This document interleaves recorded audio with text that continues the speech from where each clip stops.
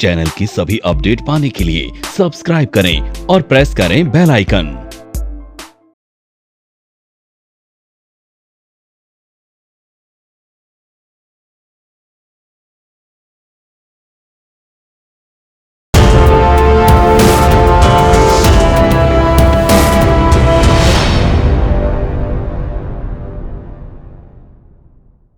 First of all, welcome to IFMC. I am Puneet Grover and I will be taking your lecture on option strategies. So before we start, let me give you my introduction first. I am Puneet Grover, about 10 years of experience working with LKP Securities. So basically I was managing portfolio of clients, acquisition of clients, making strategies in future and options. So I will be discussing various strategies जो हम use कर सकते हैं इन market. इसमें से कुछ आपको पता भी रहेंगी जो ऑप्शन ऑलरेडी पढ़ रहे हैं, यूज़ कर रहे हैं डेरिवेटिव में, बट उनको थोड़ा सा और डीपली हम स्टडी करेंगे कि हमारे को ये पता होना चाहिए कि उनके ब्रेक इवन पॉइंट्स क्या हैं, कैसे ऑप्शंस को यूज़ करा जा सकता है। आज की डेट में मेजॉरिटी ऑफ दी वॉल्यूम जो है मार्केट्स में it is in options. Mostly people जो पहले जो ट्रेडर्स थे वो किस में काम करते थे, वो काम करते थे कैश में, बट आज की डेट में जो वॉल्यूम है, जितने बड़े प्लेयर्स हैं वो सारे शिफ्ट हो चुके हैं टू दी ऑप्शंस। इसीलिए आप देखेंगे स्टॉक्स परफॉर्म नहीं करते, ऑप्शंस ही परफॉर्म करती हैं। एंड उसके अंदर भी अगर हम मेजॉरिटी बात करें तो majority of the people they are participating only in index options. क्योंकि इंडेक्स में क्यों, तो बताएगा क्यों मैनिपुलेट नहीं कर सकते। एक तो इंडेक्स को मैनिपुलेट नहीं कर सकते और कोई रीज़न लिक्विडिटी है। इंडेक्स के ऑप्शंस में लिक्विडिटी ज़्यादा है as compare to the stock options. ठीक है, इसके अंदर हम वेरियस डाटाज भी रीड करेंगे जो हम ऑप्शंस के लिए कर सकते हैं। तो सबसे पहले हम बेसिक से स्टार्ट करते हैं। पहले समझते हैं कि ऑप्शंस हैं क्या एंड इनको कैसे यूज़ कर सकते हैं। ऑप्शन से मतलब समझ आता है क्या? यू हैव एन ऑप्शन, यानी बाय करना चाहेंगे या नहीं चाहेंगे। ये जो प्रोडक्ट बना ये बना majorly from an product that is called as insurance से प्रोडक्ट बनाएंगे, जिसके अंदर आप चाह रहे हो कि भैया मेरे को अगर कुछ होगा तो मैं इंश्योरेंस का क्लेम लूंगा, अदरवाइज नहीं लूंगा। ऑप्शंस जो इंट्रोड्यूस हुई दो तरह की हुई थी basically, European and American. India में जो पहले ट्रेड होती थी, इंडेक्स की जो ट्रेड होती थी वो सिर्फ यूरोपियन होती थी और जो स्टॉक्स की होती थी वो अमेरिकन होती थी। बट अब स्टॉक्स की भी यूरोपियन हो गई। फर्क क्या है? अमेरिकन जो थी it can be settled before maturity. Before maturity मतलब हाँ, जो हमारी एक्सपायरी डेट है उससे पहले ही सेटल हो सकती थी, और we can call it can be exercised before maturity. Exercise before maturity, normally जो एक्सरसाइज होता था it is after market hours. Market hours के बाद 10 या 15 मिनट का या आधे घंटे का टाइम होता था जिसके अंदर एक्सरसाइज हो सकती थी। बट अब एक्सरसाइज नहीं होएगी। सिर्फ कब होएगी exercise? It would be exercised only on maturity. Maturity means the expiry date. Now options, index and stocks and European में भी 2 टाइप ऑफ ऑप्शंस आ गई हमारे पास। अब we have one is call option, another is we have the put options. So first of all understand कि call क्या है and put क्या है। कॉल क्या है? It gives buyer the right to buy but not obligation to buy given quantity at given price on given future date। यानी buyer के पास right है चीज खरीदने का, बट ऑब्लिगेशन नहीं है कि वो चीज को खरीदे। पुट में it gives buyer the right to sell but not obligation to sell given quantity at given price on given future date। इसके अंदर बायर के पास राइट है चीज खरीदने का, यानी बायर के पास ऑप्शन है कि मैं खरीद सकता हूं, और इसके अंदर क्या है, बायर के पास ऑप्शन है किस चीज का, सेल करने का। आज की डेट में जो इंडिया में ट्रेड हो रही है they are European, so they are denoted through CE और पीई, कॉल यूरोपियन और पुट यूरोपियन। इन दोनों प्रोडक्ट्स को इंट्रोड्यूस होने से पहले इंडिया में जो प्रोडक्ट इंट्रोड्यूस हुआ था वो हुआ था फ्यूचर्स। फ्यूचर्स के इंट्रोड्यूस हुए थे तो प्रिडिक्ट किसे इंट्रोड्यूस हुए थे, फ्यूचर्स हेज करने के लिए, यानी they are introduce for a purpose that is called as hedging. Hedging का मतलब हो गया reducing of risk. This risk can further be reduced by using an options. Options जो बनाई इसलिए बनाई ताकि हम इस फ्यूचर के रिस्क को भी और कम कर सकें, जिसके अंदर हम वेरियस स्ट्रेटजीज यूज कर सकते हैं मार्केट के अंदर अपने व्यू को बनाने के लिए। तो सबसे पहले देखते हैं कि अगर मुझे आज मार्केट में ट्रेड करना है तो बिफोर मेकिंग एनी स्ट्रेटजी मुझे ये पता होना चाहिए कि मार्केट के अंदर क्या क्या डाटाज हैं, क्या क्या चीजें हैं जिसको हम स्टडी कर सकते हैं। कुछ टर्म्स उससे पहले एक बार देख लेते हैं। All of you know what is future price. Future price कहाँ से देखेंगे, अगर हम एनएससी की साइड खोल लेते हैं यहाँ पे, तो एनएससी की साइड खोल ली हमने, इक्विटी डेरिवेटिव्स, यहाँ पे हमने डाल दिया निफ्टी, तो we would be able to see the future price. This is the future price of index futures. So we have futures में इंडेक्स फ्यूचर्स और we have stock futures. Symbol Nifty, expiry date is 28th June 2018 and we have a price 10,738. So Nifty is right now at 10,738. कोई मुझे बताएगा index में इसके अलावा कौन कौन से फ्यूचर्स ट्रेड होते हैं? बैंक निफ्टी, इसके अलावा कोई? We have these all, Nifty Infra, we have Nifty IT, Nifty Mid Cap, we have Nifty PSE। तो बताएगा PSE क्या हुआ? Public sector enterprise.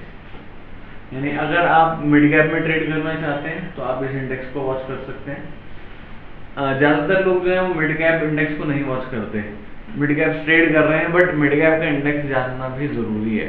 तो जब भी हम उसको रीड करें तो हम साथ में उसके इंडेक्स को भी रीड करें। PSE का कोई एग्जांपल? पब्लिक सेक्टर एंटरप्राइज हम लिस्ट देख सकते हैं वगैरह कौन कौन सी कंपनी है PSE में। गवर्नमेंट कंपनी जो है सारी, इसमें GAIL, GIC, NMDC, SAIL, BHEL, Coal India, ONGC, IOC, NBCC, NHPC, NTPC, Power Finance, National Ammonium, Oil, Hindustan Petro, BPCL, REC, Power Grid, NBEL। These are all the companies। तो हम यहाँ पे NSE की साइड पे जाके चेक भी कर सकते हैं कौन कौन सी कंपनी PSE के इंडेक्स में है।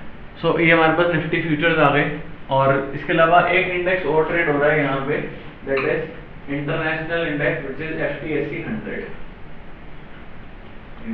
Expiry date 15th June, but the contract में बायर एंड सेलर बहुत दूर दूर है। So FTSE 100 That's the British one. हाँ यूके का इंडेक्स है, एंड बट इसके अंदर ट्रेडिंग नहीं हो रही। इससे पहले डो जोन्स भी इंट्रोड्यूस हो गया था इंडिया में, डो जोन्स, S&P 500, बट उनमें ट्रेडिंग पार्टिसिपेशन पब्लिक का इतना नहीं आया। क्यों?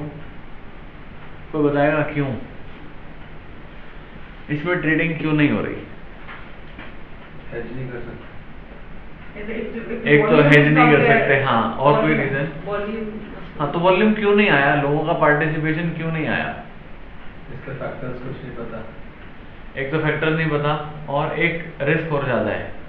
हमारी मार्केट कितने बजे बंद हो गई? 3:30। ये कितने बजे बंद होएगी? रात को 9:30। अब नेक्स्ट डे ये खुलेगा ही गैप अप या गैप डाउन, तो बहुत ज्यादा ओवरनाइट का रिस्क खड़ा हो गया। वो चल रही है, मैंने बेची है, मैं अपनी पोजीशन रिवर्स भी नहीं कर सकता क्योंकि मार्केट ही बंद हो गई। So that is why participation. तो ट्रेड नहीं हो रही, तो इसको छोड़ देते हैं फिलहाल के लिए। स्टॉक्स में अच्छा, जब भी फ्यूचर्स ट्रेड हो रहे हैं, all of them have to be traded in lot. हर एक के लॉट साइजेस अलग हैं। नॉर्मली 4 लाख टू 7 लाख तक के अमाउंट के लॉट साइजेस हैं, जिसमें निफ्टी का लॉट 75, बैंक निफ्टी का लॉट 40, क्योंकि ज़्यादातर यही ट्रेड हो रहे हैं तो हम इन्हीं के ऊपर थोड़ा सा ज़्यादा फोकस करेंगे, और ज़्यादा पोजीशंस भी जो बन रही हैं इन्हीं में बन रही हैं। स्टॉक फ्यूचर्स बता सकता है कोई जना? तो यहाँ पे हम जाते हैं stock derivatives, stock futures, ACC, expiry date, lot sizes 400। तो यहाँ पे क्या है, सारी की सारी कंपनीज, ACC, DLF और जो भी कंपनीज हैं बाकी सारी, अडानी, जितनी भी कंपनीज हैं वो सारे क्या है, हमारे स्टॉक फ्यूचर्स हैं। जब हम फ्यूचर्स को ट्रैक करते हैं तो हमारे को एक चीज ट्रैक करनी चाहिए, that is called as open interest. तो आज हम पहले देखते हैं कि हम ओपन इंटरेस्ट को कैसे रीड कर सकते हैं, क्योंकि जब हम ऑप्शंस करेंगे तो हमको कुछ टर्म्स ये पता होनी चाहिए कि ओपन इंटरेस्ट क्या है। ओपन इंटरेस्ट होता क्या है? लेट अस सपोज एक जने ने कोई फ्यूचर बाय करा, लेट अस सपोज ACC का फ्यूचर लिया, एक जने ने ACC का फ्यूचर बेचा। Plus means buy, minus means sell. तो which is equivalent to, market में क्या हुआ, एक ओपन इंटरेस्ट खड़ा हो गया, एक पोजीशन ओपन खड़ी हो गई। इन दोनों ने क्या करा, पोजीशंस को आज नहीं काटा, इस पोजीशन को नेक्स्ट डे कैरी फॉरवर्ड करा, तो that is equivalent to 1 open interest. अब next day let us suppose ये पर्सन A था, ये पर्सन B था, नेक्स्ट डे C ने एक बाय करा और D ने एक बेच दिया। अब ओपन इंटरेस्ट कितना हो जाएगा, 2। 2 लॉट्स मार्केट में ओपन खड़े हो गए। थर्ड डे B ने बाय कर लिया और C ने सेल कर दिया, तो ओपन इंटरेस्ट क्या हो जाएगा, B की पोजीशन कट गई और C की प्लस थी वो भी कट गई, तो ओपन इंटरेस्ट क्या हो जाएगा, 1। A ने एक बाय करा और B ने एक सेल करा, तो एक ओपन पोजीशन हो गई। Then C another one. Third person आया, उसने लिया और फोर्थ ने बेचा, But then 2 open positions. तो 2 ओपन पोजीशन हो That's गई। fine. अब B ने जो बेचा हुआ था उसने वापस खरीद लिया, Okay. तो मार्केट में B की पोजीशन खत्म हो गई। C ने लिया हुआ था, C ने बेच दिया, तो C की पोजीशन भी खत्म हो गई, तो मार्केट में अब क्या पोजीशन रह गई, 1। So just in case C नहीं बेचता, कोई E बेचता तो E बेचता तो फिर एक पोजीशन और बढ़ जाती। क्यों? E का तो कोई पैर है ही नहीं, लेकिन मतलब हाँ, तो भी 2 ही रहती, क्योंकि B की तो खत्म हो गई, B की जगह E आ गया, अच्छा, तो ओपन इंटरेस्ट उतना का उतना ही रहता। अब सिर्फ हम इस ओपन इंटरेस्ट से चीज को नहीं रीड कर सकते, अब हम इसके साथ रीड करेंगे प्राइस, जिससे हम एक आइडिया लगा सकते हैं कि मार्केट के अंदर जो पोजीशन बन रही है वो कैसी बन रही है। देयर आर वेरियस डाटा जो अवेलेबल है ऑन NSE वेबसाइट, जो बहुत सारे लोगों को नहीं पता। 1 second. We don't really need a B and C. Basically, it's 1 buy, 1 sell, then another buy, another sell. Then it's 2, and then if another. It doesn't matter कि ये B था, C था, D था. बट B की position खत्म होएगी ना, तभी तो पोजीशन कम हुई। कैश में क्या होता है, हमने जो शेयर आज लिया और आज नहीं बेचा, वो क्या हो जाती है? डिलीवरी। फ्यूचर में डिलीवरी तो होनी नहीं, तो वो क्या हो जाएगा? मार्केट में एक ओपन पोजीशन खड़ी हो जाएगी, तो that would be called as over interest. Now अब इंडेक्स के अंदर कितनी पोजीशन बन सकती है? इंडेक्स में कितनी पोजीशन बन सकती है? कितनी भी।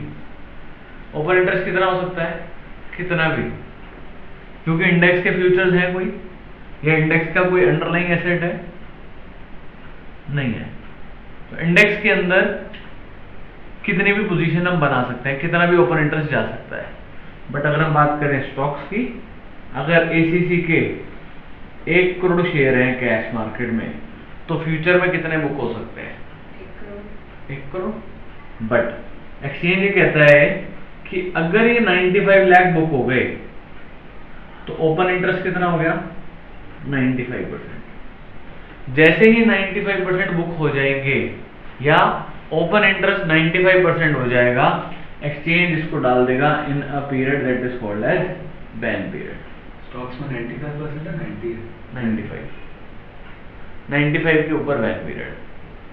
95 के ऊपर जाते ही एक्सचेंज ये बोलता है कि जिसकी पोजीशन है, चाहे प्लस चाहे माइनस, ये अपनी पोजीशन को सिर्फ रिड्यूस कर सकते हैं, इंट्राडे कर सकते हैं, but end of the day carry forward सिर्फ उसी की पोजीशन होएगी जिसकी पहले की थी।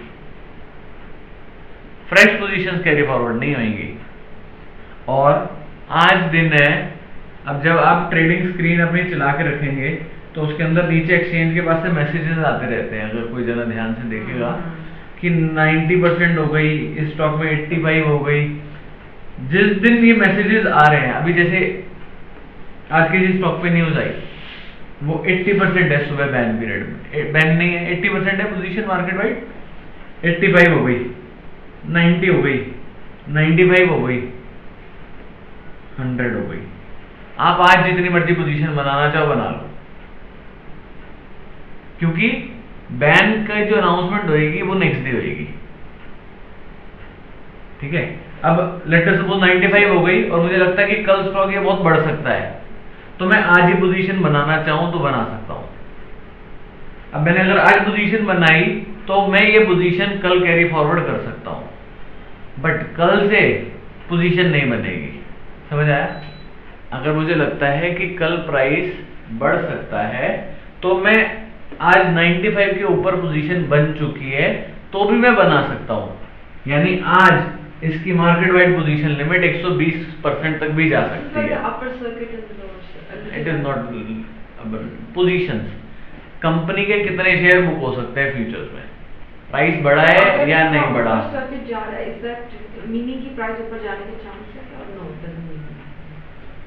पोजीशन किसी बड़े बंदे ने बनाई, चाहे प्लस की बनाई चाहे माइनस की बनाई, ठीक है, जब ये बैन पीरियड में आ जाएगा उसके बाद फ्रेश पोजीशन नहीं बन सकती, सिर्फ पोजीशन रिड्यूस कर सकते हो।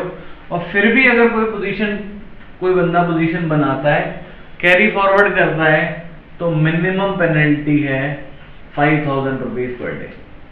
अभी देखते हैं कौन कौन से स्टॉक्स हैं जो बैन पीरियड में है and how we can correlate these prices with the open interest। अब सर लेकिन बहुत सारे ब्रोकर इंट्राडे बंद कर देते हैं ना। हाँ, खुद क्यों बंद कर देते हैं? वो इसलिए बंद कर देते हैं क्योंकि अगर पोजीशन कैरी फॉरवर्ड हुई और पेनल्टी अगर मिनिमम है 5000 पर डे, 1 लाख रुपए तक पेनल्टी जा सकती है। अगर किसी स्टॉक के अंदर 120% पोजीशन है तो फिर 5000 रुपए की पेनल्टी लगेगी, फिर ज्यादा की लगेगी।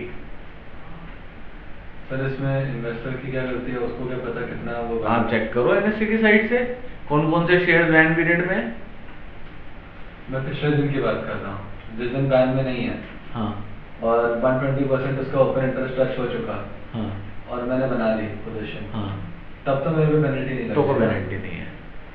तो वो तो लॉजिक ही बीट कर गया कि मार्केट में 100% शेयर है लेकिन आप पोजीशन बनाने दे रहे हो 120% तक। अभी लिस्ट क्या अभी आ गई, अभी एक्सचेंज ने बता दिया, क्योंकि अभी मार्केट चल रही है।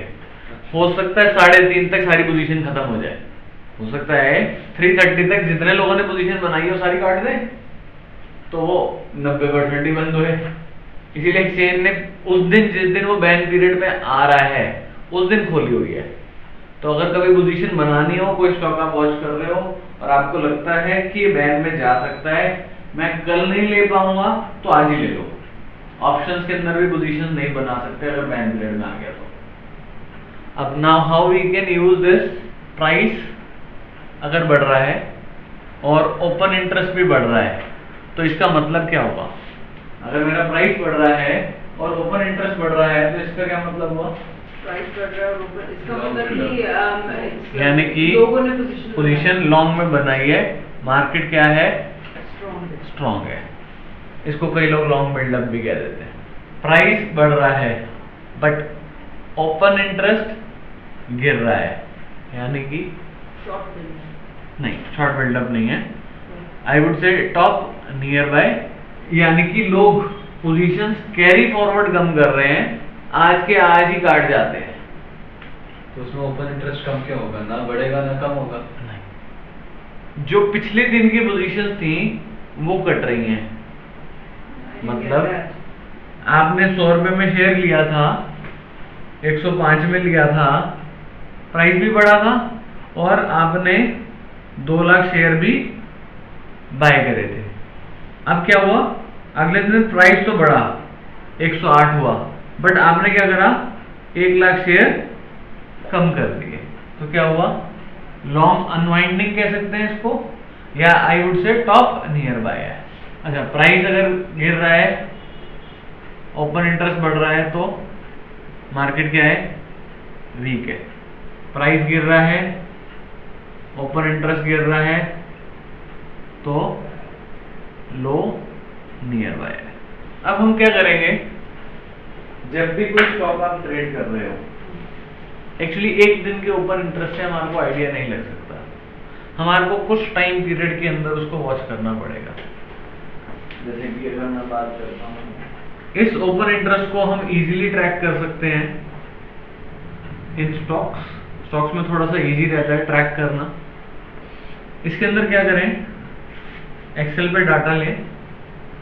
जैसे कि अगर मैं ये एसीसी की बात कर रहा हूँ, तो यहाँ पे जाता हूँ मैं, हिस्टोरिकल डाटा। पहले तो मैं इसके ऊपर देख रहा हूँ, कल प्राइस फ्लैट सा रहा है, बट अगर मैं यहाँ पे देखूँ तो ओपन इंटरेस्ट थोड़ा सा 1.26% कम हुआ है। अब ये एसबीआई है, अगर कल देखें हम, प्राइस क्या हुआ है? Yesterday date was 8th of June.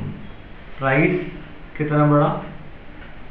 Previous close था 270, टुडेज क्लोज है, this is previous close, today's close is 273.2, तो प्राइस कितना बढ़ा? Increase in price is 3.45। Open interest कितना इंक्रीज? 22,11,000। टोटल ओपन इंटरेस्ट, पहले टोटल ओपन इंटरेस्ट डाल देता हूँ, कितना है? 7,53,93,93,000, यानी 7 करोड़ शेयर इसके ओपन इंटरेस्ट में खड़े हैं आज की डेट में। और कल इसके अंदर जुड़ गया होगा ओपन इंटरेस्ट जो इंक्रीज हुआ, जो कल का इंक्रीज था, yesterday increase in open interest कितना था? 22,11,000 शेयर कल के अंदर इसके अंदर ओपन इंटरेस्ट में बढ़े। So that means they are expecting it to go up. Yes. And the change in open interest is percentage change अगर हम डालें तो है 3.3% डाल दें। अब अगर ये डाटा मैं रोज मेंटेन करूं तो मुझे इजीली समझ आ सकता है कि जो बड़ा बंदा है वो किस डायरेक्शन में पोजीशन बना रहा है। बट ये क्या है? सिर्फ फ्यूचर का ओपन इंटरेस्ट है, it has nothing to do with the options. अभी ऑप्शंस का हमने लिया ही नहीं है, ओपन इंटरेस्ट क्या है, ठीक है। अब मैं हिस्टोरिकल डाटा पे जाता हूँ, पास्ट कुछ और दिनों का देखता हूँ कि पिछले कुछ दिनों के अंदर इसका ओपन इंटरेस्ट क्या हुआ था। ये 8 का था, अब मैं आ जाता हूँ 7th of June. 7th of जून को स्टॉक प्राइस 70.8 और यहाँ पे क्लोजिंग है 70.2 और ओपन इंटरेस्ट अगर हम देखते तो यहाँ पे थोड़ा सा कम हुआ था पिछले उसके comparatively.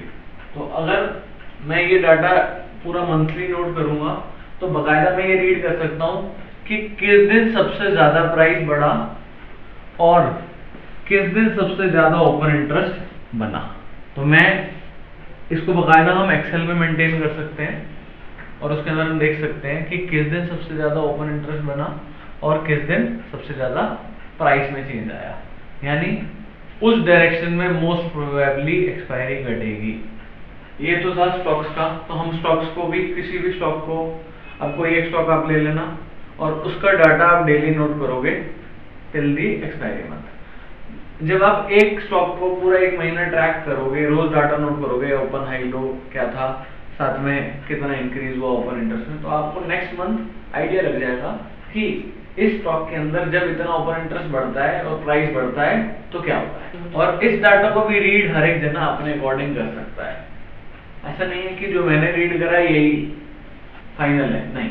How many stocks you think we should maintain? Because unlimited तो कर नहीं सकते, मतलब what जो स्टॉक्स आपको ट्रेड करने हैं भाई, नहीं, मुझे तो कोई भी ट्रेड करना है। तो फिर आपको जो ट्रेड करना है उसका डाटा मेंटेन करना पड़ेगा। No, what I meant कई लोग by- कहते हैं कि मुझे भैया पैसे लिमिटेड है और मुझे क्या करना है, एक ही कंपनी ट्रैक करनी है। अच्छा भाई यार, जैसे भैया इनको लगता है SBI इनकी फेवरेट है, तो कहते हैं भैया SBI ही ट्रैक करनी है मुझे, तो SBI का ही सारा डाटा मेंटेन करो, फिर उसके फ्यूचर्स का भी करो और उसके ऑप्शंस का भी। इस कोर्स की क्लासरूम क्लासेस हमारे सेंटर पर कराई जाती है, पर समय के अभाव में या आप दिल्ली नहीं आ सकते तो वो लोग इस कोर्स को ऑनलाइन परचेज कर सकते हैं। कोर्स को ऑनलाइन परचेज करने के लिए लॉगिन करें www.ifmcinstitute.com पर या YouTube वीडियो के डिस्क्रिप्शन में दिए गए लिंक पर क्लिक करके कोर्स को परचेज कर सकते हैं। ऑनलाइन कोर्स का चार्ज 4,500 रुपए है या नीचे दिए गए फोन नंबर पर कॉल करें 9810216889 9810260089।